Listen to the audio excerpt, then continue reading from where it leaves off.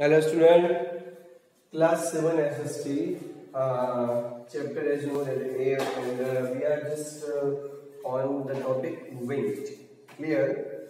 So the movement of the air from high pressure area to low pressure area, जब उच्च दाब से high pressure area से मतलब उच्च दाब से जहाँ पर वायु की मात्रा बहुत ज्यादा है या वायु की मात्रा ज्यादा है उसको कहते हैं high pressure to the low pressure air is called wind. जब हाई प्रेशर से लो प्रेशर की ओर हवा बहती है उसी को हम क्या कहते हैं, पवन कहते हैं। ठीक है, जब हाई प्रेशर से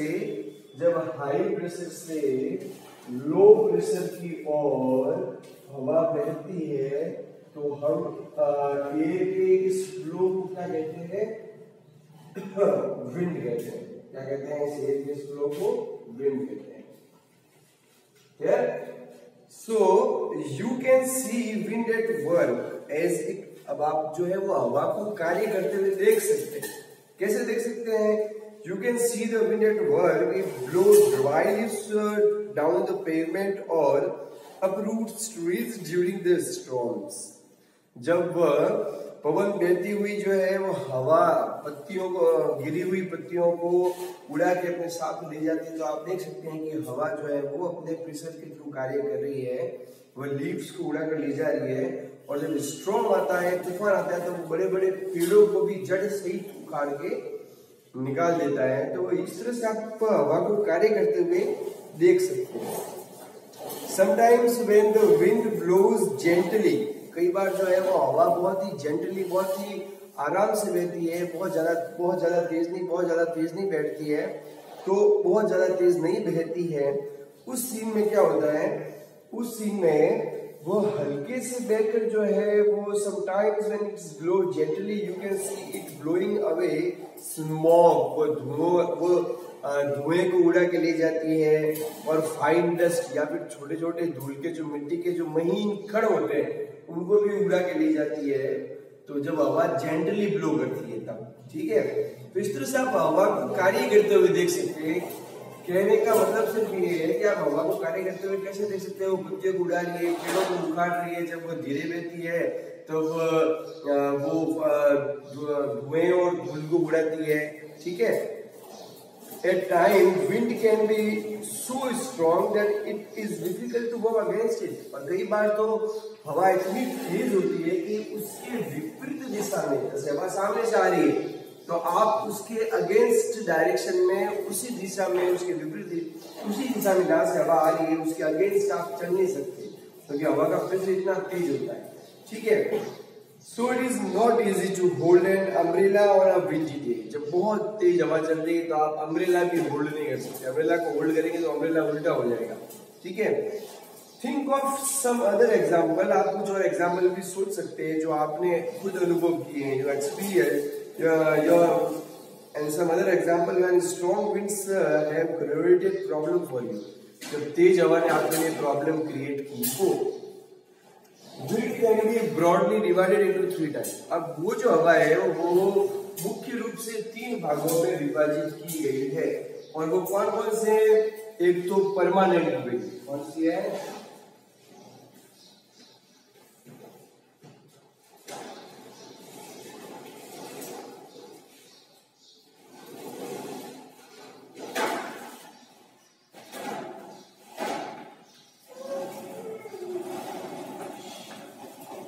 परमानेंट विंड, सीजनल विंड।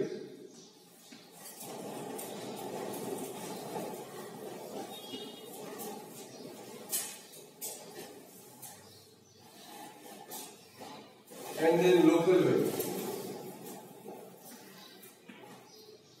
ये 3 तरह की हवाएं होती है, मुख्य रूप से हवाएं होती है जिसको अपन विंड्स पवन भी कहते हैं अपन, ठीक है। परमानेंट विंड कौन सी होती है? द ट्रेड विंड्स, जिसको व्यापारिक पवन कहा जाता है। Western land and east land, जो पूर्वी और पश्चिमी हवाएं होती है, आर द परमानेंट विंड्स, उनको परमानेंट विंड्स कहा जाता है। पश्चिमी पूर्वी हवाओं को परमानेंट विंड्स कहा जाता है, जो कि ट्रेड विंड्स होती है, व्यापारिक पवनों के नाम से भी जानी जाती है। दीज ब्लोज वो हमेशा रहती है continuously through out the year in a particular direction, जो वर्ष भर एक ही दिशा में रहती है। अब इनको ट्रेड विंड्स क्यों कहा जाता है? इसका रीजन क्या है कि पहले के जमाने में जब स्टीम इंजन या जेट इंजन नहीं आए थे, तब लोग व्यापार करने के लिए व्यापारिक पवनों का सहारा लेते थे। समुद्र के अंदर बड़े बड़े कपड़े वाले पाल, जिसे पाल कहते हैं, बड़े बड़े पाल वाले समुद्री जहाज चलाते थे, ठीक है। और वे समुद्री जहाज जो है वो उन पवनों के थ्रू पुश किए जाते थे और फिर उन जहाजों के थ्रू वे यात्राएं करते थे। अब चूंकि इन पवनों की दिशा निश्चित है, तो निश्चित होने के कारण क्या होता था कि वे अपने स्पेसिफिक डायरेक्शन पर, डेस्टिनेशन पर उन पवनों के फोर्स के थ्रू पहुंच जाते थे, ठीक है। And second, the seasonal wind, these wind change their direction in the different season. अलग अलग ये सीजन्स के अंदर ये अपनी जो है वो डायरेक्शन चेंज करती है। For example monsoon in India, जब इंडिया के अंदर मॉनसून आता है तब सीजनल जब वो हवा होती है वो मॉनसूनी अपन हवा कहते हैं उसको। मॉनसूनी पवने जो है, मॉनसूनी विंड्स जो है वो अपने साथ में बादल लाती है, नमी लाती है और उस नमी से बारिश होती है। क्लियर? वापस देखते हैं इसको एक बार। This wind change the direction in the different season. ये जो हवाएं होती है वो मौसम के अनुसार अपनी दिशाएं परिवर्तित करती है। जैसे कि भारत के अंदर जैसे भाई मैंने एग्जांपल दिया है, एग्जांपल मॉनसून इन इंडिया। जैसे भारत के अंदर जब मॉनसून आता है तो वो मॉनसूनी पवनें अपने साथ में नमी लाती है, बादल लाती है और उससे बारिश होती है। Local wind, these blow only during a particular period, ये एक निश्चित समय अवधि के लिए ही बहती है, ठीक है। For example particular period of day, या तो किसी एक दिन और ईयर या वर्ष में इन अ स्मॉल एरिया, एक छोटे से एरिया के अंदर वो घूमने स्पेसिफिक रूप से बहती है। For example land and sea breeze, जैसे कि लैंड ब्रीज, स्थलीय, लैंड मतलब आप कहते हैं स्थलीय पवने, सी ब्रीज समुद्री पवने, ठीक है। For example land and sea breeze, do you recall the hot and dry local wind of the northern plans of India. जैसा कि आप सब जानते हैं कि नॉर्दर्न प्लान्स के अंदर जो है वो भयंकर गर्मी में बहुत गर्म हवा चलती है, जिसको क्या कहते हैं, लू कहते हैं। तो ये एक तरह से लोकल विंड हो गई, क्योंकि वहां पर टेम्परेचर बहुत ज्यादा है, इसलिए हवा बहुत गर्म है, तो वो उस स्पेसिफिक ईयर के उस सर्कमस्टेंसेस के अंदर वो गर्म हवा चलती है, जिसको लू कहा जाता है, ठीक है। अब आता है मॉइस्चर।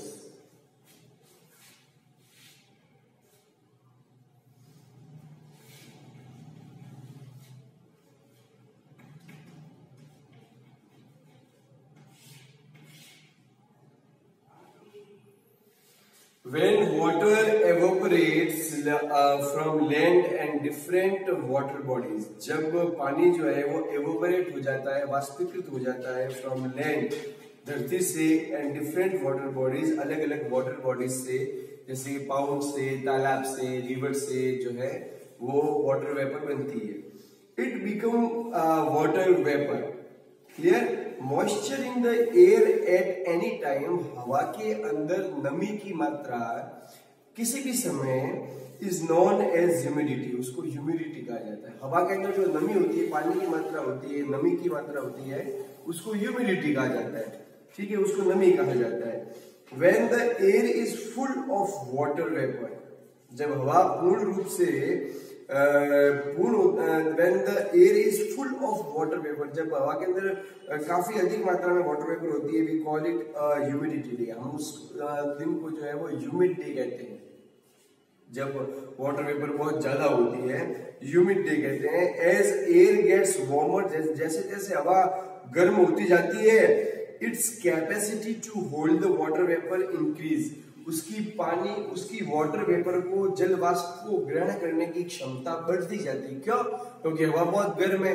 जब हवा बहुत गर्म है, तो वो जल वाष्प को भी ज्यादा मात्रा में ग्रहण कर सकती है। अब पहले से उस हवा के अंदर अगर जल वाष्प अगर वाटर वेपर ज्यादा है तो वो ज्यादा एब्जॉर्ब नहीं कर सकती। क्लियर? तो सब टेम्परेचर पर डिपेंड करता है।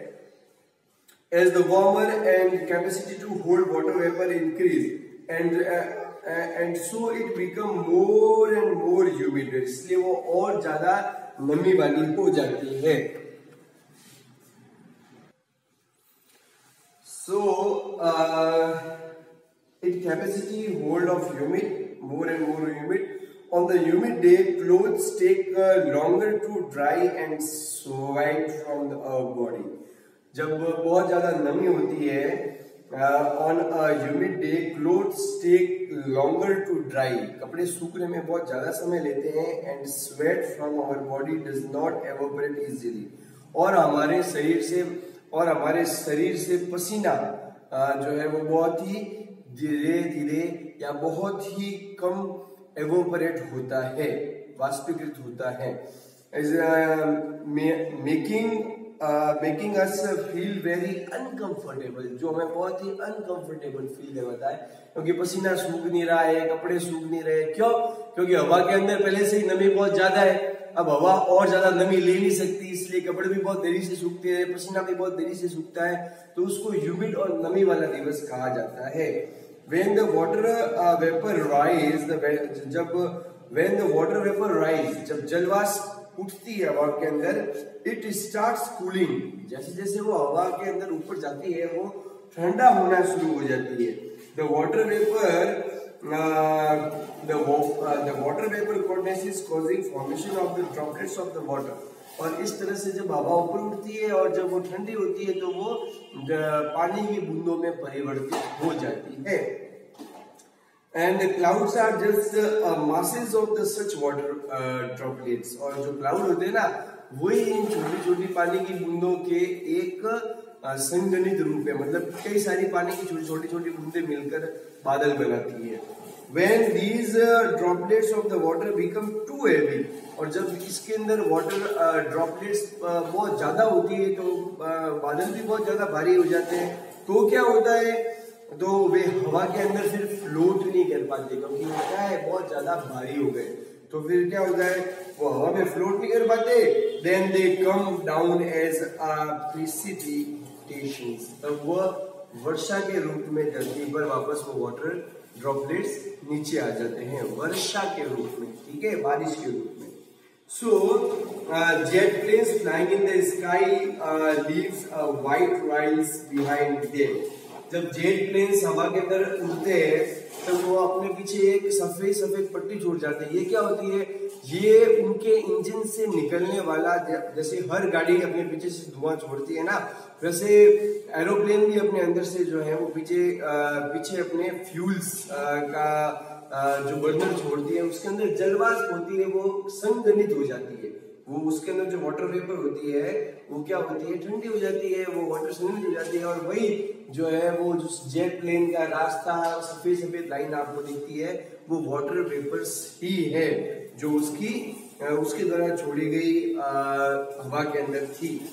Jet planes flying in the sky leaves with their white rails behind them the moistures from their engines corners.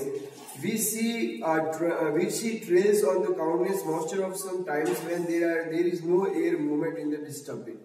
और जब अगर ज्यादा हवा नहीं बह रही है तो हम उस लाइन को, जहाँ से एरोप्लेन गुजरा है उससे निकलने वाली लाइन को, उससे निकलने वाले धुएं के अंदर की जल वाष्प को जो संघनित हो गई है उसको हम एक सीधी लकीर के रूप में, एक पाथ के रूप में देख सकते हैं। एंड ये जो जल वर्षा है that comes from the precipitation that comes down on the earth in liquid form, जब वर्षण है मतलब कि वर्षा के रूप में जो पानी धरती के ऊपर लिक्विड फॉर्म में आता है, most of the ground water comes from rain water, वही वाटर जो है वो ज्यादातर हमारे पानी के स्रोतों का कारण मिलता है, इसी के थ्रू हमें पानी मिलता है। The plants helps preserve water, जो प्लांट्स होते हैं वो हेल्प करते हैं वाटर को प्रिजर्व करने के लिए, वाटर को संरक्षित करने के लिए।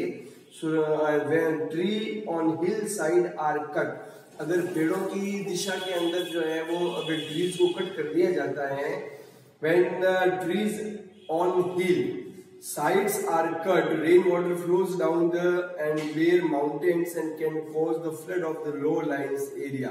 तो पानी जो है वो अगर वृक्ष नहीं होंगे तो पानी जो है वो वृक्ष ना होने की वजह से तेजी से बहता हुआ नीचे आएगा और पहाड़ों के जो नीचे का एरिया है वहां पर बाढ़ का कारण बन जाएगा।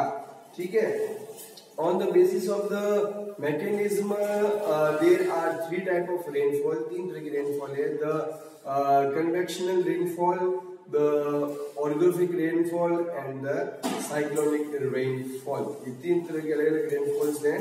तो साइक्लोन रेनफॉल के अंदर जो है वो क्लाउड एयर होता है और गर्म हवा ऊपर रहती है, और रिलीफ या अपन कहते हैं ऑरोग्राफिकल रेनफॉल के अंदर मॉइस्ट एयर पर्वत के साथ ऊपर जाती है और वो पर्वतों से टकराती है, और तीसरा वार्म एयर जब गर्म हवा ऊपर की ओर उठती है और धीरे धीरे ठंडी होती है। ठीक है। Rainfall is very important for the survival of the plants. Rainfall is very important. बारिश बहुत ज्यादा महत्वपूर्ण है प्लांट्स की सर्वाइवल के लिए, पौधों को सुरक्षित करने के लिए, एंड एनिमल्स के लिए भी। इट ब्रिंग्स फ्रेश वाटर, ये फ्रेश वाटर लाती है कौन? वर्षा, बारिश। अर्थ की सरफेस पर साफ पानी बारिश के थ्रू आता है। If rain water is less, अगर बारिश कम होगी, वाटर स्कैसिटी एंड ड्रॉप अकर, तब क्या होगा? पानी की कमी होगी और अकाल पड़ेगा। On the other hand it is more flood take place, और अगर बहुत ज्यादा बारिश होगी तो क्या आएगा? बाढ़ आएगी। क्लियर? तो आज ये चैप्टर एंड होता है, इसके क्वेश्चन आंसर मैं आपको भेज दूंगा। Okay, good.